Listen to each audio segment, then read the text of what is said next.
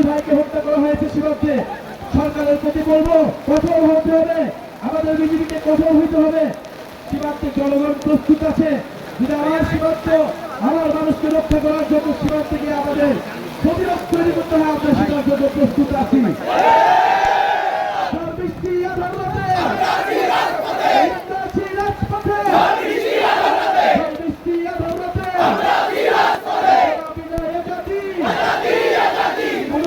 শক্তি যদি মনে করে তারা ভয় দেখিয়ে, তারা পেশি শক্তি ব্যবহার করে, তারা প্রশাসনকে ব্যবহার করে চাঁদাবাজ এবং লুটেরাদের রাষ্ট্র তৈরি করবে, আমরা সেটা হতে দেব না। ফেনীতে বন্যা হচ্ছে, ফেনীর 20টা উপজেলা বন্যায় নিমজ্জিত হয়ে গিয়েছে। ঠিক গত বছর এই সময় বন্যা হয়েছিল, আমরা আমাদের ছাত্র তরুণ সবাই কিন্তু সেই বন্যায় ঝাঁপিয়ে পড়েছিল। কিন্তু সেই বন্যা সমস্যা করার জন্য আমাদের টেকসই কাজ প্রয়োজন, দীর্ঘমেয়াদী ব্যবস্থা প্রয়োজন। সেই ব্যবস্থা নিতে হবে। ফেনী জেলায় যারা এনসিপি নেতাকর্মীরা কার্যক্রমে সহায়তা করছে তাদেরকে ধন্যবাদ জানাচ্ছি। আজকে যারা আমাদের কথা শুনছে আপনাদেরকে ধন্যবাদ জানাচ্ছি। আপনাদের প্রতি কমিটমেন্ট করছি, আমরা রাজপথে আছি, আমরা থাকবো।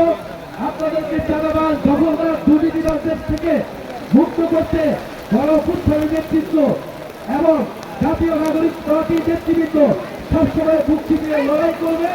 আমরা গণঅভ্যুত্থানের মধ্যে বাংলাদেশকে দিতে চাই এবং যারা পিরোজপুরে আছে হিন্দু মুসলমান বৌদ্ধ খ্রিস্টান সকল ধর্মের মানুষের প্রতি আমাদের আহ্বান, সব ধর্মমত নির্বিশেষে বাংলাদেশকে আমরা একটা ইনসাফের রাষ্ট্র, দায় দরদের রাষ্ট্র হিসেবে প্রতিষ্ঠিত করতে চাই, যেখানে কোনো বৈষম্য থাকবে না, দুর্নীতি থাকবে না, আপনার আমার নাগরিক মর্যাদা প্রতিষ্ঠিত হবে।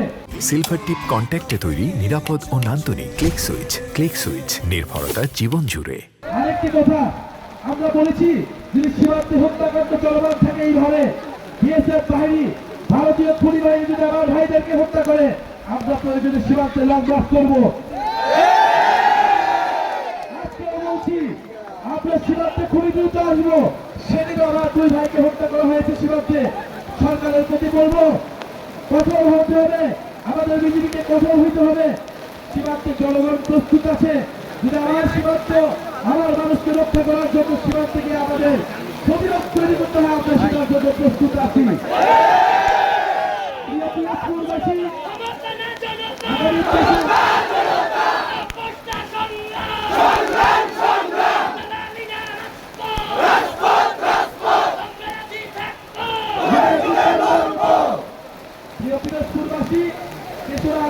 ঢাকার শহীদ মিনারে গত বছর এক দফা দিয়েছিলাম।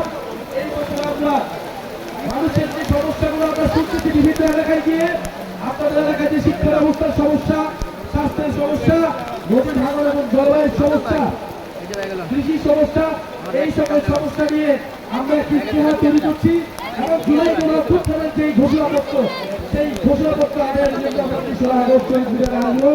ইনশাআল্লাহ আমরা বলেছি জনতাই বৈধতা, জনতাই ক্ষমতা, জনতার বিজয় হবে। কোন শক্তি যদি মনে করে তারা ভয় দেখিয়ে, তারা পেশি শক্তি ব্যবহার করে, তারা প্রশাসনকে ব্যবহার করে চাঁদাবাজ এবং লুটেরাদের রাষ্ট্র তৈরি করবে, আমরা সেটা হতে দেব না।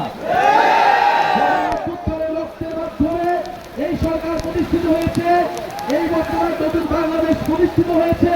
সরকারকে বলবো সেই কথাটা তারা ভুলে না যায়। পুলিশ প্রশাসনকে অবশ্যই জনগণের পক্ষে দাঁড়াতে হবে। এই খবরটা